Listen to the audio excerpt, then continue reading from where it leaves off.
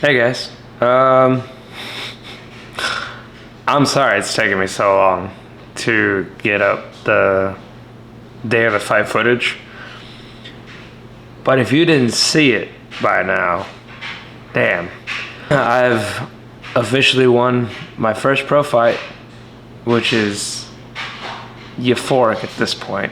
Turning pro last year, losing that fight, and coming back in November, losing that fight. It was a little hard on me. So going into January, I felt determined. I felt ready. I was ready to go. There was some not so fun bits of it, being that last time, November, we had TBAs judging the fights and reffing the fights, and I personally felt like that made a huge difference in a good way from January's fights and some of the other fights.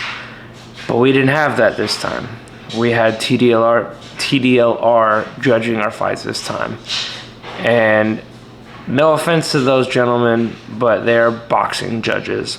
They're somewhat MMA judges. I feel like there's still some improvement that could be made there, but they're definitely not Muay Thai judges.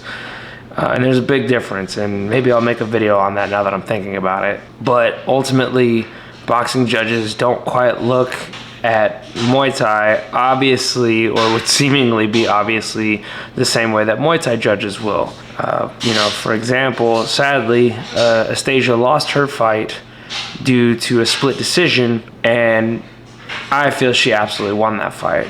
It was an absolute beautiful display of Muay Thai. She was moving in, moving out, countering, attacking. They were clinching. There was a little bit that could have been done more in the clinch, but I don't think it was the clinch that swayed the judges to give it to the other girl. What I think it was, and this is my personal opinion, was that over the entire fight, you saw her essentially moving backwards. Now, she wasn't only moving backwards, she was moving forward, moving back. She was slightly cutting some angles, she was attacking, she was countering. Everything was there, was needed to be there. But the way that her opponent was moving forward looked like she was the one controlling the fight. Like she was controlling the entire pace of the fight. I think she was controlling the forward movement pace of the fight, but I don't think that she was as in control of it as it came off. That's kind of saying a lot. And I mean, no disrespect to her opponent. Megan came out, she came out to fight, and they both did. They both came out to fight, they both put out their fight, and it just went to the judges, and the judges just were not on our side. Still a great fight. And so seeing that and a couple of other fights that happened where I wasn't completely swayed in the decision the judges made. I was not quite seeing what they were seeing, at which point I decided, okay, I got to do something. I got to make something happen. This is not going to be the fight that I like to fight, which is essentially the fight I put on with Ray.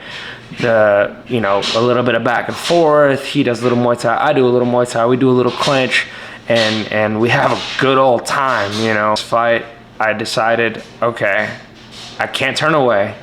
If this guy walks into me, I have to stick my forehead in his neck, and I have to clinch until there's no tomorrow. And so that was kind of my game plan to myself. And later on, my coach Sammy came up to me and said, hey, if you move backwards, you lose. There is no ifs, ands, or buts. Confirming my game plan of putting my forehead in his neck. And that's exactly what I did.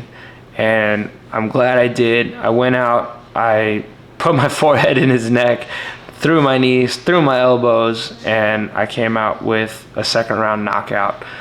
And that's pretty cool because I honestly did not know I could knock somebody out. I've never seen myself as somebody who has a ton of power or, the accuracy for a knockout like that. And it felt really cool. It felt really good. And I didn't get any footage after the fight as I was so caught up in the moment. I just left my camera off to the side when I went out to go see everybody and everything else. But yeah, it was amazing.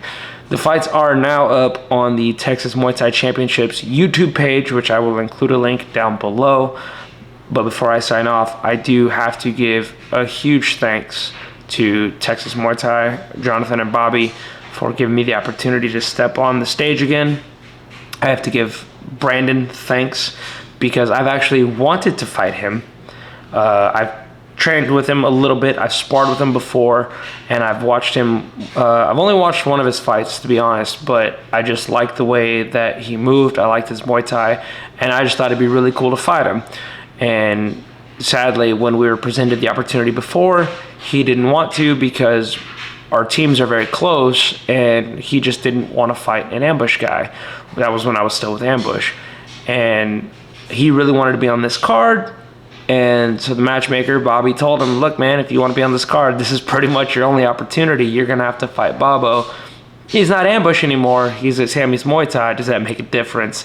And I don't know if that was what made the difference, but Brandon said yes. So we went out, we showed up, and we did our thing. And I want to thank him for that because I knew he was not going to be just some easy opponent. I knew he was going to bring it to me, and he did, and it was a great time. Also, thank you to Sammy and Sammy's Muay Thai, all the team. You guys definitely pushed me on this camp, and a big thank you. Last, definitely not least, to Astasia, who was getting ready for her own camp. And, we took turns for sure coming home and who's making dinner and who's doing dishes and laundry and everything else. It was our first fight camp together. It was our first time, fighting on the same card. We both have our kids, one who lives here, one who does not, so we're dealing with that for the first time. It was a lot of firsts and a really big thing for both of us. And so, we stuck by each other's side while we were sometimes at each other's throats, but ultimately it came out very, very well, and, we did what we had to do, and I hope we get to do it again.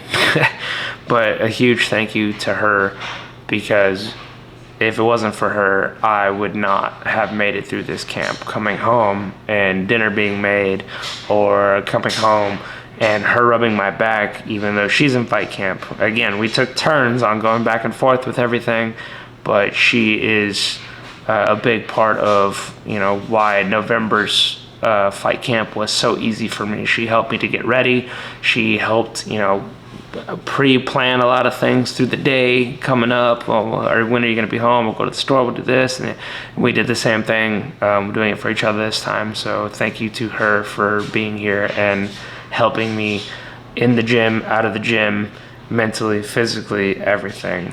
I don't have anything lined up as of right now.